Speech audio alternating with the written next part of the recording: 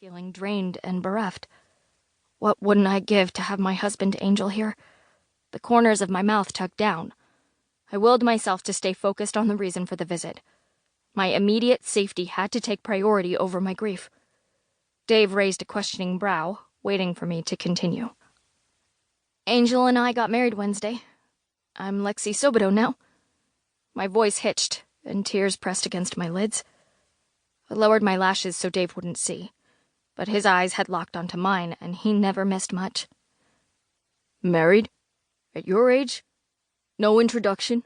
No wedding invitation? Why isn't he here with you now? Dave angled his head to the side and crossed his arms over his middle-aged paunch. I'd like to meet the guy, he all but snarled. Dave probably thought I'd come here because my husband screwed things up already. I pulled the pillow from behind my back and hugged it to me like a shield. I'm sorry. I should have let you and Kathy know what was going on. I was caught up and I stopped to clear my throat. Angel and I got married at the courthouse, and no one came with us. Not even Abuela Rosa. Angel Sobado. He's kin to Rosa, then? I gave the slightest tip of a nod. Angel is her great-nephew. I couldn't bring him with me today because he deployed with the Rangers to the Middle East Thursday. That's why everything happened so fast. He was leaving. The last word stuck in my throat and choked me. Dave leaned forward to rest his elbows on his knees. Lacing his fingers, he tapped his thumbs together. Huh. That's a hell of a short honeymoon. Married Wednesday, gone Thursday. Dave's tone had dropped an octave and gained a fringe of fatherly concern. His compassion gave me permission to break down. But those angel emotions were mine. Private. Right now, I needed to hold myself in check long enough to get through my mission of handing off the letter. I shifted my feet back and forth over the rug as I glared at my purse. Might even explain the expression on your face, Dave said, narrowing his eyes. He slouched against the arm of the overstuffed couch. Stalling wasn't going to make this any easier. I reached a hesitant hand into my bag, pulled out a plastic Ziploc holding the envelope, and held it up for Dave. The expression is because of this, I said. Dave took the bag. After a brief glance, he hefted himself to his feet. Over at his desk, he pulled out a pair of nitrile gloves, then carefully removed the letter. Dearest India Alexis, oh, my love's like the melody that's sweetly played in tune. As fair thou art, my bonny lass, so deep in love am I.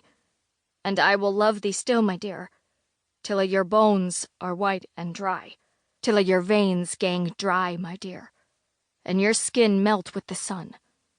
I will love thee until your heart is still, my dear, when the sands of your life shall no more run, and fare thee weel, my only love.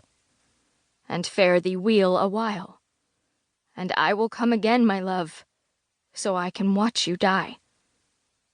Dave read the words aloud, then stared at me hard. His brows pulled in tight enough that the skin on his forehead accordioned. What the? Someone shoved the poem under the door to my room, and it's scaring the bejesus out of me. I gripped the pillow tighter. Dave peered over the top of his reading glasses. Last night? This morning? Wednesday morning. I braced when I said it, knowing it would tick Dave off that I didn't bring this to him immediately. Ever since my dad died, his buddies had stepped in and tried to take over the fathering job, even though I'd be turning 20 in a few days. True to my expectations, Dave was red-faced and bellowing. Wednesday? You waited 2 whole days to tell me you've gotten a friggin' death threat? Yep, this was exactly the response Dad would have given me. Dave jumped up, pacing across the room. Obviously, he didn't think this was someone's idea of a joke. Fear tightened my chest at his confirmation. I had hoped he'd say, no worries, someone is having fun pranking you, and then I could go on about my life without the major case of heebie-jeebies that tingled my skin and made me want to run and hide. It was our wedding day? I worked to modulate my voice to sound soft and reasonable. I only had a few short hours before Angel had to take off.